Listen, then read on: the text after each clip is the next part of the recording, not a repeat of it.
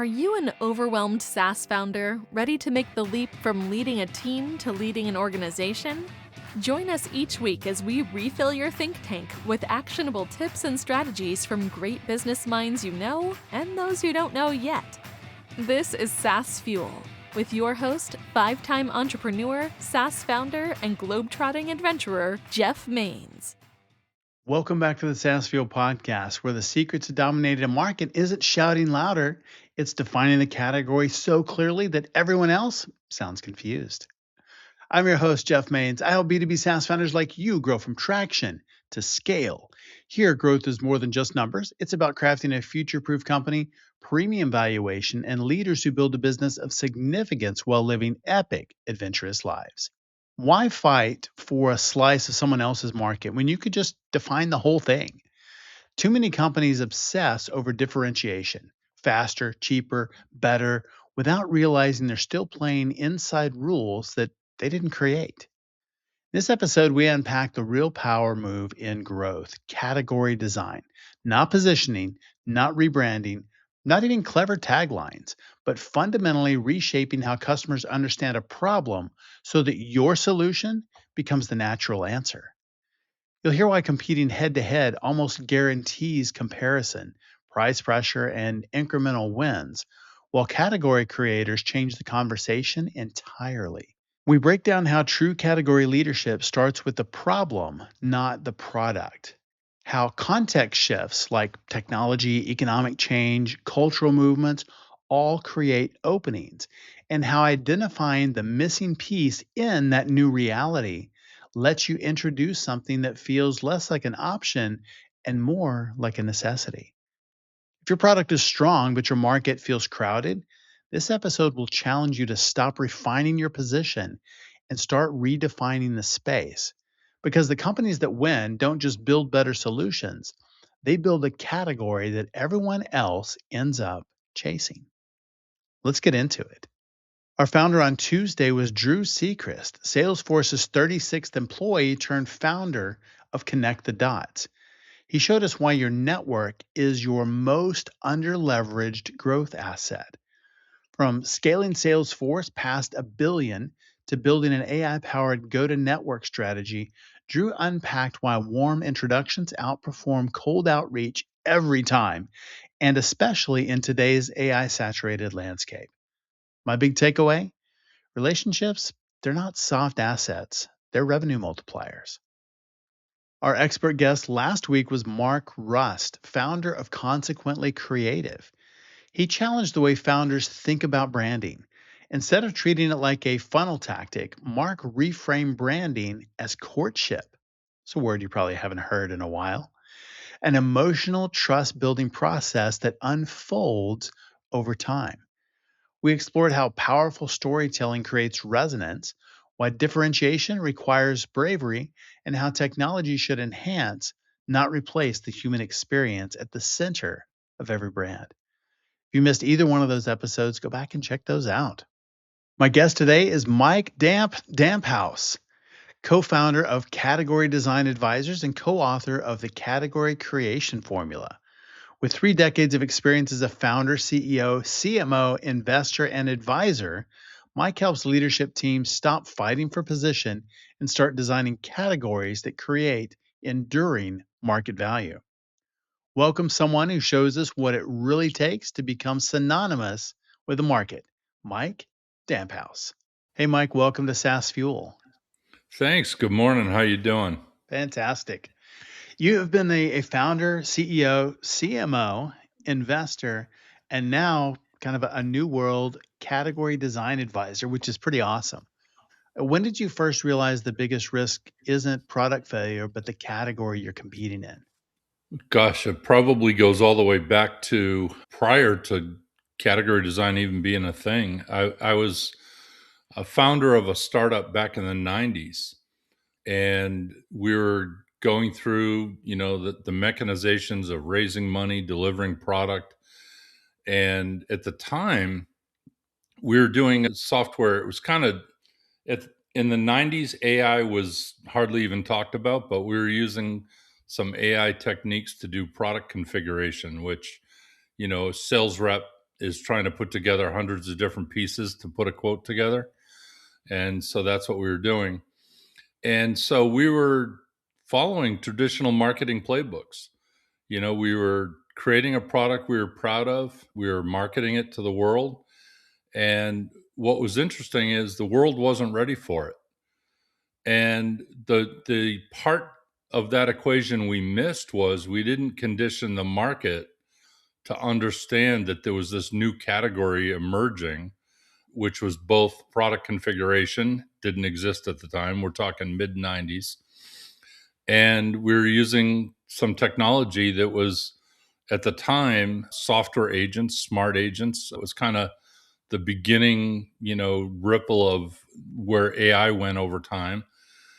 And so we were selling into all these enterprise devices, enterprise companies that, are buying enterprise level systems. This is kind of pre-cloud, pre-SaaS. And they weren't ready to buy this advanced technology. It was kind of shocking to us. We thought the product was amazing, and it was. But part of category design, which we figured out later in the game as I got involved with Christopher Lochhead and some of the original category design guys, you need to educate the market and create what we call, instead of product market fit, which is, made famous by Mark Andreessen, who wrote a blog article about, 15 years ago about product market fit. Category designers have figured out that it's really market product fit. You can have the greatest product in the world, but if you don't condition the market to accept it with a solid point of view that people are willing to adopt, then you're going to probably miss the boat, and you're basically selling features and functionality at that point. Right. But category designers start with the problem. And if you start with the problem, people emotionally embrace your solution a lot easier. And that's one of the key tenets of category design. And, it took us a while to figure that out. That company almost made it, but, .com collapse happened, and a couple of other companies later, I stumbled into the crew that came up with the original category design thesis. That's pretty awesome. I love that. I mean, just within that, Play Bigger introduced category design to the world, but your new book, which is just released, everybody should check it out. Category Creation Formula focuses on the how, and that's the piece that was missing from the original conversation. Yeah, Play Bigger, which was written by Christopher Lochhead. These are all friends of ours. Christopher Lochhead, Dave Peterson, and Al Ramadan. And they brought in Kevin Maney, who is now my business partner, to write the book. That was 12 years ago when they started the endeavor. And the book came out in 2016, 10 years ago. They've sold, for a business book, highly successful, several 100,000 copies. And it's essentially established the discipline of category design within business. And people were doing it, naturally. Behind me on the wall, I've got pictures of category designers, the famous ones, right? Steve Jobs, Elon Musk. That's a picture of Elon smoking a joint with Joe Rogan, by the way. Anthony Bourdain is up there. I mean, they're basically, category designers are the crazies and the misfits that, see something they can't let go. Yeah. And when you can see the category, you just sit there and you realize, if somebody doesn't build this, if I don't build this, it's going to happen anyway. So once you see the category, you've got to take the action to make it complete. I think a lot of founders think category design is just positioning. It's just, well, I just need to get the right message in there. But why is that misunderstanding dangerous? Well, it's interesting. The word positioning implies you're positioning against somebody, right? If you're comparing yourself to others, you've already lost the battle, because somebody has set the rules for that category. And all you're doing is saying how you fit within those rules. Think Uber, right? Uber set the rules for the rideshare category. Yes. Every rideshare app you'll ever use, and if you've traveled internationally, there's a bunch more than Uber and Lyft. There's taxi apps and bus apps, but they all look like Uber. Exactly. They set the rules for what it takes to do a ride sharing app. And so if you're comparing yourself, you're in an uphill battle, right? So category leaders get the luxury, because you're defining the category, you get the luxury to set the rules for the category. And if you set the rules for the category, everybody else is going to be chasing you, and that's a good thing. If you're in a crowded space, or even just a space with one or two players, if they're chasing you, you've already set the rules. You're going to win the game. And category designers, I mean, as Play Bigger pointed out, they did a study prior to writing the book, and they analyzed all the startups from, I think, 2005 to, at the time, 2015, when the book was written. And they determined that category designers, category winners, actually take 75% of the economics of that category over time. Wow. And that's huge. And some numbers are even more astronomical than that. Apple, who they easily won the smartphone category with the iPhone. The last number I saw, which was released about a year ago, they take 75% of the profits. They don't even have the most revenue. Android has the most revenue, Wow. but Apple has all the profits for the category. 75% of the profits. It's amazing. And that's just a luxury of being the category winner. That is amazing. Wow. And so if a company wants to do that, what are the things that they need to think about in creating a category? It's not just, you don't just roll out of bed and say, I'm going to create a new category today and explain that to the world that you're different because you're in your own category. What changes inside a company when they do that? What does that look like? Well, it's funny. We have office hours on our website. Anybody can, sign up and talk to us about their category at any time. We probably do 4 or 5 of those calls a week. I mean, what's that? 300 calls a year with companies over 10 years. That's a 3,000 companies coming to us saying, we've designed our category, we're going to market. They got 3 sexy words, right? Whatever that might be, CRM, they've coined something, Yeah. but they missed the most important part of category design. Category design is not the name of the category. In fact, it's probably the least most important part. Category design is coming up with a solid point of view. And a category point of view it's your narrative, it's your story of what the category is. And it starts with the problem. It sounds very simple, the structure. It's standard storytelling. Starts with the problem, talks about the ramifications of not solving the problem, and then leaves it to the audience.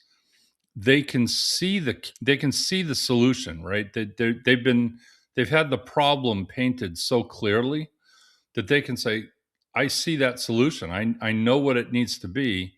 And the answer has to be the category. The category answers the problem. And that category point of view is really the underlying strength of categories, because people think and are influenced by cognitive biases. There are tens of them. There's books written about it. But one of the strongest combination of cognitive biases is what influences category thinking. If you go to the supermarket, you need frozen peas for dinner. You don't go to the bird's eye aisle, right? Which is where Right. the category winner is. You go to the frozen food aisle, which is the Right. category. And what brand do you recognize? It's either the generic brand, the store brand, or the bird's eye brand. Right. And so category thinking is just that powerful. Once people are introduced to their problem and you make them realize they have a problem that they didn't know there was a solution for, or they didn't even know they had the problem, then they're receptive to the solution. And if you introduce the solution as the category, then that's the brand they're going to remember over time. It's just a very simple concept. It's called the anchoring effect. The first company that introduces you to the solution to your problem becomes the company you remember over time. That makes a lot of sense. They perceive you as you understand the problem, you get it. And so even before you've put your solution out there, they think that you have one. And yours must be the best because you understand the problem better than anybody else. Oh, definitely. And if you articulate the story well enough, which is what we spent, years sort of perfecting, and the book talks quite a bit about putting your category point of view together. If you do it right, and our point of views when we work with clients, it ends up being about an 800 word story. It's not pages and pages. It's 3 to 4 minutes of a story. If you do it right, the person hearing that point of view acknowledges they have the problem, and if you've painted the problem so well that they can feel it and see it, they see the solution. And it should be so obvious that the solution is your category. And I know it sounds simple. Most marketers, and I've been a CMO multiple times, marketers always fall back on, hey, let's talk about why we're bigger, better, and brighter and faster. Right. And you know what? That doesn't cause people to register your brand as the solution. What causes people to react is, I have a cut on my finger and you gave me a Band-Aid. And that's the category solution. And so focusing on leading with the problem is the biggest shift that we help companies think through. And you almost have to, relearn what it takes to be a strong marketer. Because if you're using superlatives, if you're using words that end in ER, you're probably just another marketer. Good luck. Those But if you're imperative telling a words. story, yeah, if you're telling a story that makes me feel the pain, you're going to win. Yeah. And just, really simple, example when you said, Band-Aid, cut on the finger and a Band-Aid, a different category could be like liquid bandages. And so, how you have a Band-Aid and you put it on and it falls off or it gets dirty or these kinds of things. Well, here's something that you just put on and it never falls off. It becomes it's liquid skin. Yeah. And so it's a different category. And that, by the way, is a very common category challenge that companies face. They've come up with a new way to solve an existing problem. And it's not an impossible battle. There might be somebody, hell, look at video conferencing, Sure. right? Prior to Zoom, you had GoToMeeting, Skype, whatever the different platforms might have been back then, WebEx. Yeah.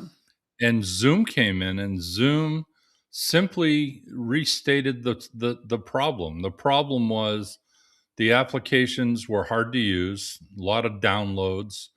The pricing was a little prohibitive for the average person to just start using it tomorrow. Yep. So they introduced the 40-minute free Zoom calls, and it was a soft client, right? Meaning you can, on a web page, just fire it up. Right. And they redefined the category, and they took it by storm. They did. They got lucky. They got lucky with a context shift. Sure. And that context shift, which we'll talk about in a minute, because the book is all based on the formula. The category formula is context plus missing plus innovation. And the context shift, which companies face all the time, for Zoom, the context shift was COVID. They had already introduced this, inexpensive, easy to use app, but then COVID came about and it just gave them the opportunity of a lifetime to capture the category, and they did. Which is amazing because you did have some free apps. I think Teams was around then. Certainly Google Meet or Google Hangouts was around, and that was free if you had a Google account. But the quality was not good. The other apps were, complicated. They were expensive. I mean, there's so many problems with them. And then you're right. Zoom came in and dominated the entire category because they solved those problems in a new way. Yeah, they did one other really smart thing. They named the product in such a way that it's a verb, right? Let's Zoom. Let's jump on Zoom. Yeah. The phrase for that, there's actually a technical phrase.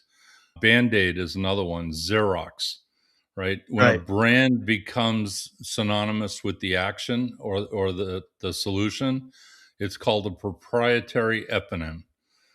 We stumbled on that when we were, working, I don't know, 8, 9 years ago. We had an intern that said, "Hey, there's a word for something like this." But yeah, I mean, coming up with the name Zoom was brilliant. That's good. Well, you've worked on 50 plus category design projects from startups to LinkedIn. What is it that separates companies that talk about category creation, because you do the free calls all the time, from those that actually pull it off and do it and create their own category? The most common thread of success, and in the book we talk about the term strategic category design. The most common thread of success is having the whole executive team behind it and the CEO leading the charge. Folks read Play Bigger and hugely successful, and it resonated probably more so with marketers, right? I mean, most of the calls we get through the office hours are CMOs, marketing teams, and occasional full executive teams. But when we get on a call with marketers, we try to reinforce immediately that, look, if your CEO isn't leading this charge, you're going to fail.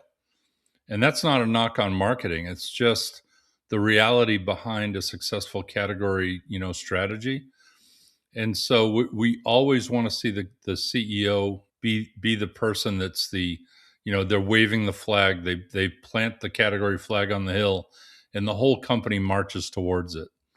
To the point where when we're on calls with marketing, we typically say, they'll say, let's go forward. Let's move this project forward. Send us a quote. And we'll say, look, before we even get there, set up a call with the CEO, get them materials to review so they understand category design, and then let's talk. And sometimes that insults the marketing team, but usually they embrace it because it means they have the support they need to succeed. It's a critical difference. What is it that changes inside a company when the CEO owns that process and is fully bought in and backs it top to bottom?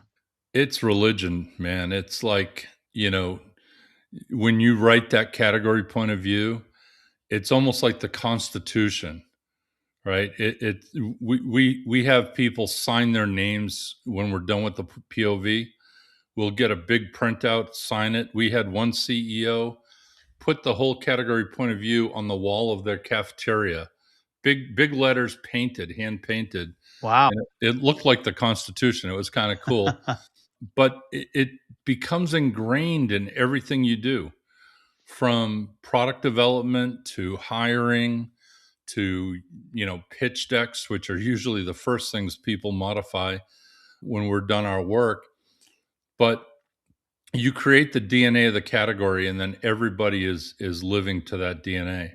I like that as the Constitution. I think that's a great visual of what it is and the category point of view.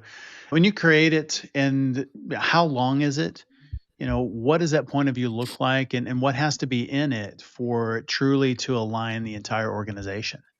Well, the POV is, as I said, it's a story, a narrative. It's anywhere from 800 to 1,000 words. It can be simpler than that. It can be shorter, but you really need to articulate the problem to the point where it's obvious what we're trying to solve. So the story starts straight up. It's not about the company, by the way. It's not about the brand. You're focused exclusively on the problem for, at least 50% of what this story encompasses. And the book shows an example of a POV that we pulled together for example purposes, which is the minivan. Everyone knows what a minivan is, so we Sure. chose that as an example. And it starts out with the problem. It puts a name to the problem we call the villain, and this is classic storytelling. And you personify that villain to the point where people are resonating with it. You can use the words easily. It translates into marketing documents easily. And then you introduce the solution. You don't introduce the brand until the very end of the story, because the reality is that's not what causes people to remember you. A brand is a representation of who to remember. The story and the problem that you're solving for them, that's what people remember, that emotional piece of, I've got the pain and I need that pain solved. And you can apply that to all aspects. I mean, I remember when we worked with LinkedIn, they had a very large marketing team, as you'd imagine. And we had to have a training session for the marketing team that didn't participate in the workshops, because our workshops are typically 8 to 15 people, the executive team, basically. And so we realized that to accomplish the category rollout that they were going to do, we need to retrain marketing to think like category designers. So we did a whole new series of educational events to get people to start thinking problem first, comparisons last, right? A comparison to a competitor should just simply be answering a question, not trying to define, the question.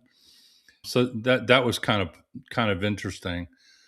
But once you make that shift and you start, whether it's on a website, video, whatever it is, just that simple shift of always starting with the problem, it causes people to react differently and strongly.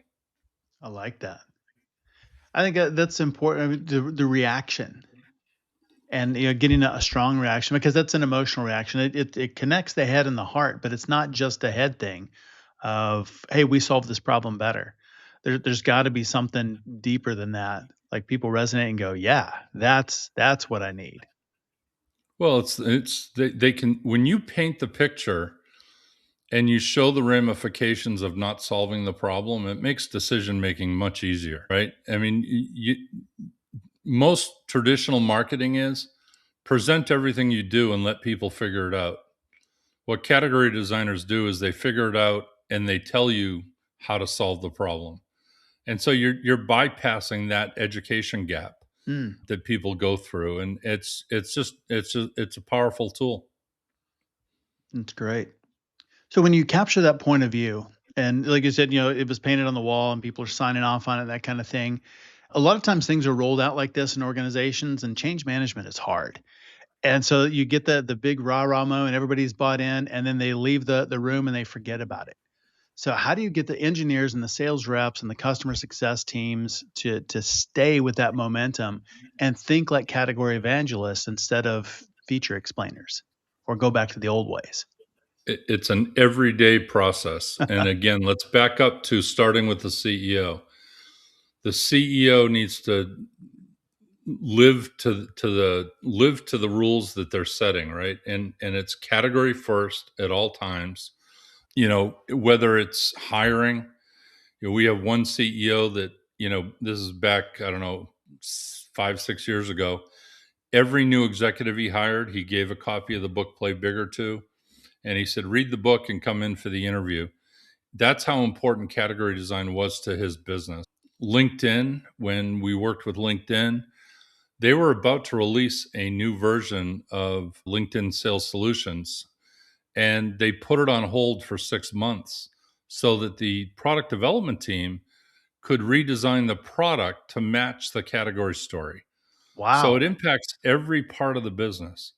If the first thing you do after doing category design is tell the sales reps, here's our story, go sell it, something's going to get messed up, right? The quickest path to success, no offense, I was a sales guy, but the quickest path to failure is letting sales wag the tail of the dog, right? You need to Mm, set it up because they take the fastest path to commissions, right? Whatever that might be, and they've been selling for years. They're good at what they do, but what they don't realize is there's some subtle changes they can make to their game plan, and those subtle changes are based in category design. And if they just start making those subtle changes, they'll get to those bonuses a lot faster, and they'll get more bonuses. And by the way, we talked about how the CEO should be leading the charge of, for category design within the company. You need the whole executive team leading the charge. and, That's good. the head of marketing, the head of sales, the head of product, and they've got to be leading the charge every day. If sales isn't behind what you're doing, it'll fail. It's probably the second biggest weak link in this is sales has to buy into this. So my advice to any marketer that's trying to get this going within their company, get the CEO on board, get the head of sales on board, and if you do it as a team, which is an important part of the story in the book, we outline what it takes to do this. If you do it properly, it's almost like group therapy for the executive team. You face a lot of problems, you have a lot of debates, but what's the one thing that happens? Everybody agrees on this category point of view, and they've built consensus across all parts of the business. Every word was chosen as a team. And when you do that, everybody owns it. And when everybody owns it, they're going to just march to that drum. They're going to plant a flag on the hill, which is the category flag, and they're going to march to it. That's really good. I like that. It's a very good analogy of group therapy for the executive team, leadership team, because they really are. They're wrestling with that design until they get to the end, and then everybody is really of one mind and in agreement. And here's what it is. And we're going forward. So I think just from an alignment standpoint, getting aligned at the top first, and then that pushing that alignment down or getting other people involved in it, getting them excited about it. But it's not just one person that's trying to drive. That's not marketing just pushing it out to sales going, here's your new messaging. Very Right. different. It's everybody's involved. In fact, Play Bigger talked a lot about bringing the category story to the world. They talked quite a bit about lightning strikes, which is, concentrating all the company's energy on one moment in time. Think of a Super Bowl ad, right? Big lightning strikes create big outcomes. But one of the most important things to a successful category strategy is internal mobilization.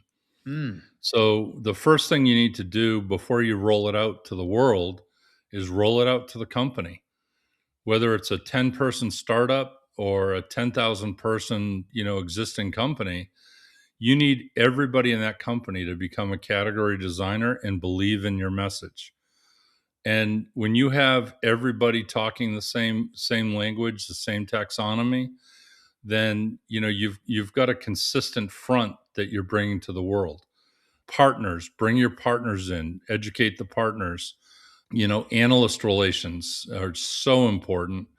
If you do category design right, and you can get that coveted meeting with a Gartner analyst, for instance, if they fall in love with your category point of view, let them adopt it to write the next study they're going to write. If you can get an analyst to tell your story and coin the phrase, whatever those 3 words are going to be that name the category, I don't care what you named it and how good the words were that you chose. As soon as a big famous analyst starts to name a category in your way with your POV, run with it, right? A category strategy is not set in stone for 10 years and you never touch it. It's a living thing. I like You're that. you're allowed to adopt. You're allowed to adapt. I mean, during COVID, we had to rewrite. I don't know. I think we rewrote 6 or 7 category point of views that we had already delivered because the context has shifted because of the COVID situation. Right. At what point does a company know that it's successfully defining a category rather than just rebranding itself? Well, it's typically rebranding. It's got a half life of a couple of years. Yeah. And whenever you hire the next CMO, you're going to have to go through it again because it's their True. tattoo. So, branding's important, no doubt. It's how people, remember you and how they feel about you as a company, the tone that you have, the look that you have. But branding doesn't cause people to make decisions for purchasing, right? That's good. Category design does. And so if you focus on category design to influence people to make the purchasing decisions that lean your way, the brand that you've created gets adopted as the brand people remember forever. I think the record we have now is we have one woman that has gone to 3 different companies as CMO, and she's brought us into every company because she knows to solve her problem was to do category design. Wow. Are you missing key relationships that could transform your leadership? Most leaders are. They just can't see it. And here's what shocked me: the most successful leaders aren't lone heroes. They're the center of 4 specific relationships that multiply their impact while preserving their sanity. You're probably like everybody else, drowning in connections, but starving for real support. And it's creating a silent epidemic of leadership burnout among executives just like you. So, take my free assessment at thecaptainskeys.com. Discover which critical relationships you're missing in under 5 minutes, and then grab my new book, The Captain's Keys, part Netflix drama, part game changing blueprint for leadership that actually sustains you. One CEO called it the owner's manual I never got. So stop flying blind and see what you're missing. So, yeah. Uh, And I think it's interesting. You mentioned a minute ago that the terms can change, and getting an analyst to publish your category is like an inflection point for credibility. So don't rush to trademark the name or try and force a name. Suggest it, but then see how the market's reacting to it and go where the market is, not forcing the category into existence. You use the key word is suggest. Coming up with a category name is important because you need to do that, to fulfill the internal mission of building a category. And before you start communicating it to the world, you have to have a name, right? But category names need to be utilitarian, easy to remember, not jargony, but the market is going to do with it what it pleases. For instance, one of the, categories established in the early 2000s was development operations, right? For software development, DevOps. And the market quickly coined DevOps. It was just the way they talk, right? Engineers shorten everything. Right. So whoever was behind the original introduction of that term, some people let pride get in the way and they don't change. But the smart ones do.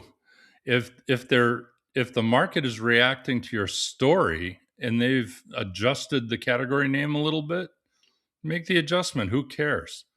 And you mentioned trademarking. Don't trademark a category name. It's a huge mistake because you want you want the market to use the story you've introduced and use the category name if they want to. If you've trademarked it, your competitors aren't going to be able to use it. Analysts won't be able to use it. So trademarking is a fatal mistake to a category designer. And there's some legal strategies to protect yourself a little bit. There's an article on our blog, and I think it's in the book. There's an intellectual property practice called intent to use, Okay. ITU. And ITU lets you file an intent to use application with the patent office. So you can throw it in. And what that means is the category name is protected and you have the right of first refusal. So Okay. for 3 years, if the patent office gets an application for the same category name, they reject it and say somebody else has the intent to use. They come to you and they say somebody wants to use it. What do you want to do?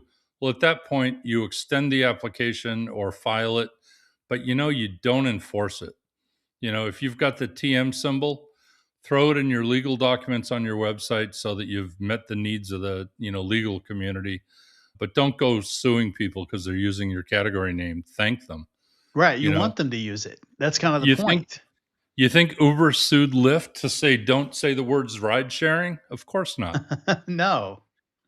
No, that you want that to become part of the normal vocabulary, and then because your brand is synonymous with that, you That's right. own that term. Bingo. Yeah. Oh, it's really, really smart. And you said there's a formula. I want to make sure that we get that in here within the book and in creating a category. So let's talk a little bit more about that. Yeah. So when we started doing this, when the book Play Bigger came out, Kevin was one of the co-authors, and we formed, the guys that Play Bigger were friends of ours. They said, "Hey, Damp, we're getting so much feedback from the book. People want to do this. Why don't you and Kevin partner up and put together a version of what we do for the East Coast?" That's how we started the company. It was a simple request. They had too many leads coming in. And so we started doing the work. And a couple of years into doing it, we stumbled on this formula. And it's a great conversation, piece for a workshop. It's a great simple concept. And the category formula, which is the name of the book, is context plus missing plus innovation equals a new category. And I'll break it down. So every category has these three attributes, and a context shift is, for instance, we already talked about COVID, with one of the biggest context shifts of the past 10 years. A context shift is something in the world that's changing. It might be economic, it might be, world security with a war, might be trade tariffs, who knows? But something is changing. Technology, the way people think. And so that context shift means there's an opportunity. So a change in context is something you need to identify. The missing is, what is it that people need to solve the problem, right? There's something missing. Why is there no solution yet? So that's the missing part of the formula. And the innovation is how you spin what you do to solve the problem, to fill the missing, to adjust to the context. So context plus missing plus innovation is just a very simple formula to help gather everything that influences a category in one place. And when we do our workshops with clients, we spend almost a whole day just talking about the formula. We put it up on the board and we break it down for hours. And once you've nailed it, you can see the category. It's done. That is pretty cool. Very, very good. Well, the SaaS founder is doing, we'll say 5 to 20 million, kind of the core of the listening audience, 5 to 20 million in revenue. And maybe they feel stuck in a crowded space, which I think, the markets are getting more and more crowded by the day, and probably will continue to be that. What's the first steps they should take this quarter if they want to stop competing and start designing the market they can own? Challenge is the first step. And whether it's, hey, we're in a crowded space, there are a lot of competitors, people aren't resonating with my story, whatever it might be, I mean, get a copy of the two books, Play Bigger and Category Creation Formula, and it helps you see the challenge. And the challenge is, you need to stand out from the crowd. One of the concepts in the book we took from a famous economist called Paul Gorosky, and it's how categories actually work and emerge. And it's a very common dynamic that occurs in almost every market. I'll use the iPhone as a good example, a smartphone category. Categories emerge with multiple companies competing and introducing different aspects of the solution. Go back to the early 2000s, mid 2000s, and there were a bunch of smartphones. I was a phone junkie back in the day. I had one of the first Motorola flip phones. I got the Palm Pilot phone, Okay. which I still remember sitting at a Red Sox Yankees playoffs game, and George Steinbrenner was sitting in front of me, and he was sitting with the owner of the Mets, who were supposed to play the winner of the Red Sox and Yankees. And I was giving him updates from the news feed for the Mets during the game. And I had it all, a little web browser. This is 1998 in a Palm Pilot, right? Well, the smartphone category was not something new. Apple didn't say, here's a smartphone. There were all these competing companies.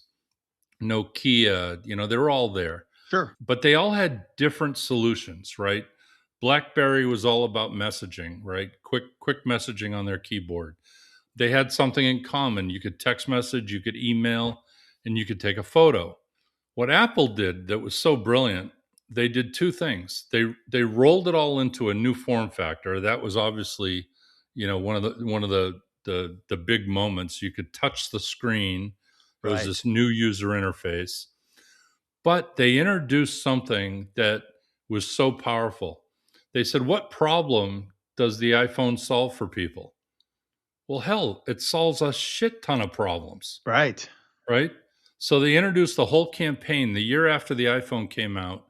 The campaign, there's an app for that. And they rolled out the App Store. And think about that point of view. There's an app for that. They're implying that every problem you have, there's an app that'll solve it.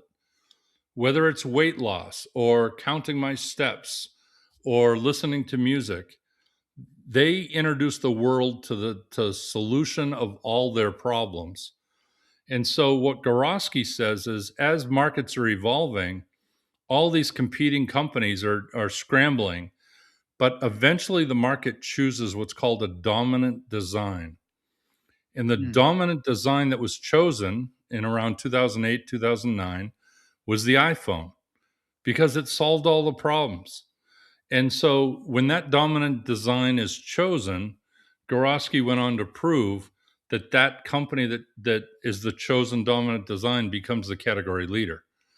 And all the competitors start to dwindle, and you end up with a huge market cap that keeps growing, and the number of competitors declines. And if you look at the smartphone industry today, there's iPhone and all the Android spin-offs, and it's clear who won. The dominant design was Apple. Right. And I think that's brilliant. And if you look back, you can see how if they tried to control that and they tried to make all the apps and tell you how to use it or take user feedback and build everything that people wanted to do, which a lot of times I don't think people even knew what they wanted to do, how that would have hampered their growth. But by opening that up and saying anybody can build something on our platform that solves a problem, I think that just it makes adoption so much better. You've got a whole lot of other people that are selling your solutions for you. Exactly. I mean, anybody out there in the world of software, SaaS apps, whatever it is, ask yourself a quick question. Is there a possibility of having a network of other companies that work well with us and enhance us and publish your API? I mean, it's simple. They did it, they succeeded. Some of the best, platforms out there today, whether it's in business, personal software, whatever it is, there's open APIs that you can integrate with. I just read a funny article. Somebody used AI over the weekend and they connected to the Roomba API so they control it with their PlayStation joystick. And when the Roomba API granted them access, they didn't grant it just for his Roomba. He controlled 7,000 Roombas at once. Yes. I thought that was hilarious. Hey, they gained some technical knowledge. They restricted that issue, but APIs are so powerful. App stores are so powerful. Yeah. It just creates that viral aspect of growing your business. Oh, that's absolutely brilliant. Well, where can people get a copy of the book? Because I know everybody's going to want one, especially, launch week. Get out there and get a copy of the book. And then where can they find out more about you and about those office hours calls online? Yeah, so the office hours are on our website, categorydesignadvisors.com. There's a little call to action on every page, and it allows you to book 30 minutes with us, and you'll get myself and Kevin talk about your category. And we love doing it, actually. It keeps us sharp. And frankly, it's for all the marketers in the world, it's our only marketing campaign. I mean, we talk to 300 or 400 companies a year, and we only do 5 projects. So our pipeline's always full. The book is available, the category creation formula, on all wherever you find your books. Amazon, Barnes and Noble. It's available in audio. It's available, believe it or not, on Amazon. You can get a CD of the book, which I thought was kind of cool. I thought that was a dead technology, but the publisher didn't even give us a copy. HarperCollins didn't give us the CD version, so I had to buy one. So it arrives tomorrow. I'm excited. That's great. The book website, by the way, you can download the introduction and the first chapter is the categorycreationformula.com. So you can download, the beginning of the book, and there's links to all the sites to buy it. Excellent. We'll make sure and link that in the show notes, and everybody should go grab their copy, especially this week. I'm sure there's some special promotions and things that you're doing, getting a lot of getting hands in the books in the hands of lots of people Yeah, this and week. as every marketer listening to this understands, we love reviews of the book on Amazon. It tweaks the algorithm real heavy, and social posts. Take a picture of you in the book or whatever it is. Just spread the word. I mean, this is a movement. When Play Bigger was introduced in 2016, if you searched LinkedIn for the words category designer, you probably got 4 or 5 people, which were the folks that wrote the book. If you search for category design today, there's thousands of hits. It's a movement. It's big, and jump on the bandwagon and learn about it and implement it.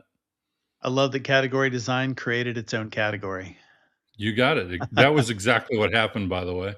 Yes. And we'll make sure and link all of that in the show notes. And Mike, it's been an absolute pleasure. Thanks for being on SaaS Fuel. Thank you. Appreciate your time. Thanks again, Damp, for coming on the show and sharing your insights and resources. You can, of course, learn more about Damp, Mike Damphousse, his new book, The Category Creation Formula, and, of course, his company, Category Design Advisors. All that's available at categorydesignadvisors.com. And while you're there, definitely pick up a copy of the book. I'm about a third of the way through it now. It just released just a couple of days ago, and it's absolutely fantastic. So I encourage you, grab you a copy of the book, and then take a look at those office hours that he mentioned in the podcast. That's pretty sweet. As always, all links, highlights, resources, and full show notes are available at saasfuel.com. And be sure to check out our YouTube channel as well. It's at Champion Leadership. And thought leaders share. Share this episode with the visionary who lives in 2028 but hasn't fixed 2024 quite yet. Everyone who shares this week gets a gentle reminder that roadmaps are not time machines. What if better hospital software didn't just improve efficiency but actually helped save lives? On our next episode, Alan Cooper, co-founder and CEO of ReadyList, joins us to share how his mobile-first platform is transforming hospital support teams. By guiding staff through best practice cleaning and room prep protocols, ReadyList is helping healthcare systems become safer, more accountable, and more efficient, proving that operational excellence can actually have a life or death impact. And then 1 week from today, how do you turn expertise into omnipresence? Well, coming soon to a podcast near you, and in fact, this one, we have Jake Isham, filmmaker turned brand strategist. He's going to share how founders can transform their knowledge into authority through high-impact digital storytelling. Having created content that's generated over 1 billion views, Jake shares how CEOs can build trust, visibility, and platform dominance without becoming full-time influencers. Sounds pretty good. Well, I'll see you next time, and as always, enjoy the journey. Thanks for listening to SaaS Fuel. Full show notes for each episode, which includes a summary, key takeaways, quotes, and any resources mentioned, are available at saasfuel.com. Be sure to follow and subscribe wherever you listen to podcasts. And if you're enjoying the content and getting value from these episodes, please leave us a rating and review at ratethispodcast.com/SaaSFuel. We'll be sure to read these out on future episodes.